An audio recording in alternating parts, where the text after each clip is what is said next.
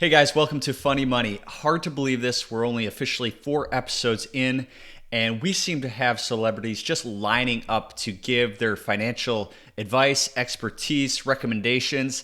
And today we're going to be talking about how creating a healthy budget can actually help you with investing and savings. And we're actually joined by none other than Mr. Morgan Freeman. Mr. Freeman, are you there? Be right with you. I'm trying to fix a light. Sure. I figured you'd have someone to do that, but take your time. People underestimate the benefit of good old manual labor. Totally agree. Could not agree more. Well said.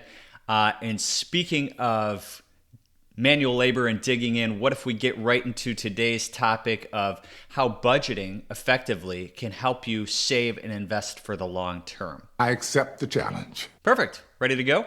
How'd you like to be my faithful sidekick? Well, with all due respect, sir, this is our show, and in life, sure, I'd love to be your sidekick, but maybe today I'll kind of ask you some pointed questions, and feel free to share. You know what? Sure, whatever. Sure, yes, I'll be your sidekick.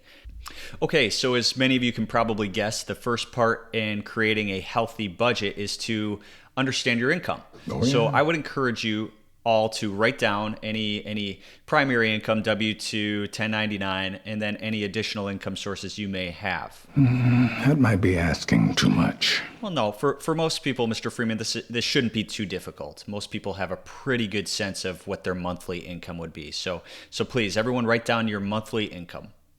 Oh, yeah. I didn't mean you, Mr. Freeman. That's almost discouraging for the rest of us and seems a little braggadocious. When I was 17 years old, I could throw a baseball 90 miles an hour. Good to know. Thank you. Okay, so Mr. Freeman, what would you say to those of us who are not making north of $1 million a month? Sorry to hear that.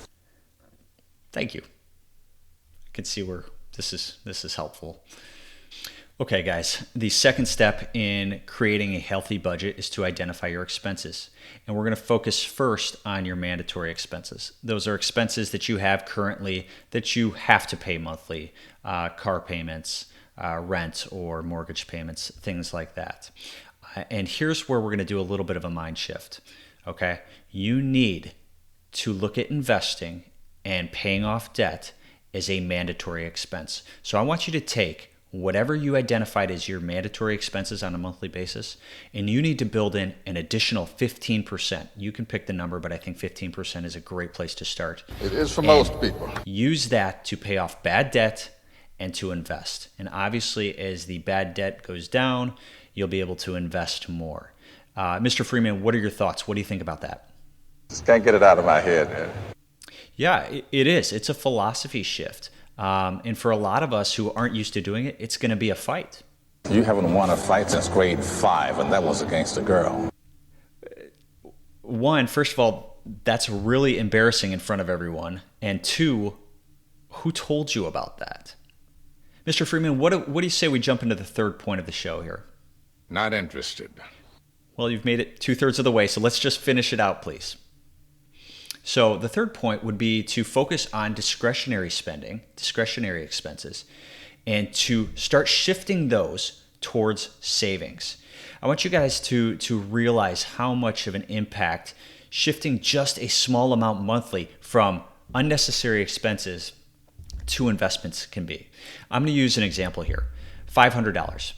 Now, you may have more, you may have less. Everyone's in a different place. But if you can take $500 a month and start moving it away from those discretionary expenses and move it towards savings and investing, after 20 years, if you get 8%, you're going to have right around $300,000.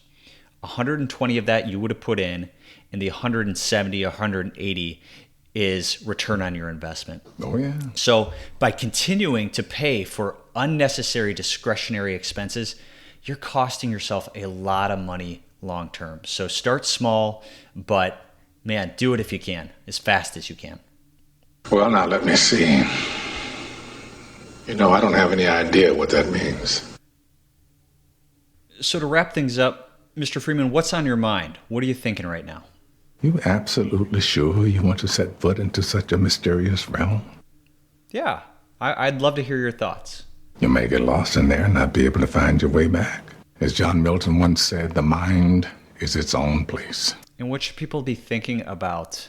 What do you really care about? I think that's great advice. Follow Thank your you. passion. What do you really care about?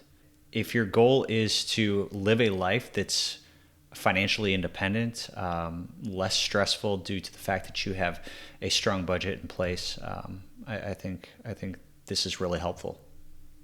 I'm leaving early in the morning, so we best say our proper goodbyes here and now. Well, thank you so much, sir, again for coming on the show. Thank you for sharing so much wisdom. I mean, there were these were pearls that you shared with us, just pearls.